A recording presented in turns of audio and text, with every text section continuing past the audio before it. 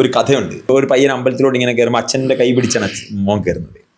അപ്പോൾ മോൻ കയറുമ്പോൾ ഈ അമ്പലത്തിൽ കയറുമ്പോൾ 2 സിംഹം ഇങ്ങനെ കല്ലിൻ്റെ ഇങ്ങനെ സിംഹം ഇരിപ്പുണ്ടല്ലോ. അപ്പോൾ ഈ മോനിങ്ങനെ അച്ഛൻ്റെ കൈ പിടിച്ച് ഞാൻ വരുന്നില്ല അച്ഛാ എന്ന് പറയും. അപ്പോൾ എന്താന്ന് ചോദിക്കുമ്പോൾ പറയും, അല്ല വാ, അല്ല അച്ഛാ സിംഹം കടിക്കുമോ? ഇല്ല മോനെ, അത് കല്ലല്ലേ, നീങ്ങ് ബാ എന്ന് പറയും. അപ്പോൾ ഈ മോനെ അച്ഛനകത്ത് കൊണ്ട് തൊഴാൻ പറയുമ്പോൾ അച്ഛൻ അപ്പയും തൊഴത്തില്ല.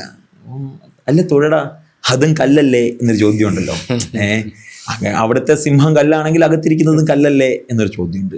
ശരിയല്ലേ അങ്ങനെ നോക്കിയാൽ?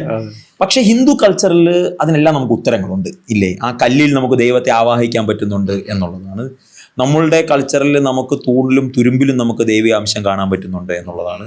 അത് മാത്രമല്ല, അകത്തിരിക്കുന്നതിൽ പ്രാണപ്രതിഷ്ഠ നടത്തി, അതാണ് നമ്മൾ ആവാഹനം നടത്തി അതിൽ പ്രാണനെ കൊടുത്ത് അതൊരു ദൈവമായി കണ്ട് ഒരു മനുഷ്യൻ എന്തൊക്കെയാണോ വേണ്ടത് എല്ലാ കാര്യങ്ങളും രാവിലെ 5 മണി മുതൽ 11 മണിക്ക് കിടത്തി ഉറക്കി വൈകിട്ട് പോയാൽ 5 മണിക്ക് വീണ്ടും നട തുറന്ന് നമ്മൾ ദീപാരാധന നടത്തി വൈകിട്ട് അത്താഴപൂജയിൽ നമ്മൾ നേദ്യം കഴിഞ്ഞ് ശീവേലിയും കഴിഞ്ഞ് കിടന്നുറങ്ങാൻ പറഞ്ഞിട്ട് പോയി രാവിലെ വിളിച്ചുണർത്തി മണി അടിച്ച് നട തുറന്ന് ഒരു രാജാവിനെ അല്ലെങ്കിൽ ഇപ്പൊ പറഞ്ഞാൽ സോ കോൾഡ് ഒരു ബോസിനെ നമ്മൾ എങ്ങനെയാണോ ടേക്ക് കെയർ ചെയ്യേണ്ടത് ആ രീതിയിൽ തന്നെ ടേക്ക് കെയർ ചെയ്തിരിക്കുന്ന വളരെ സയന്റിഫിക് ആയിട്ട് നമുക്ക് മനസ്സിലാവുന്ന രീതിയിലാണ് ഓരോ അമ്പലങ്ങളും ഇത് ചെയ്തിട്ടുള്ളത്. അപ്പൊ ഞാൻ പറഞ്ഞത്, പക്ഷേ ഈ ഹിന്ദു കൾച്ചറിൽ അമ്പലങ്ങളിൽ പോകണമെന്നില്ല നമുക്ക് ദൈവത്തോട്. അതൊരു സ്പേസ് ആയിട്ടാണ് നമ്മൾ അതിനെ കാണുന്നത്.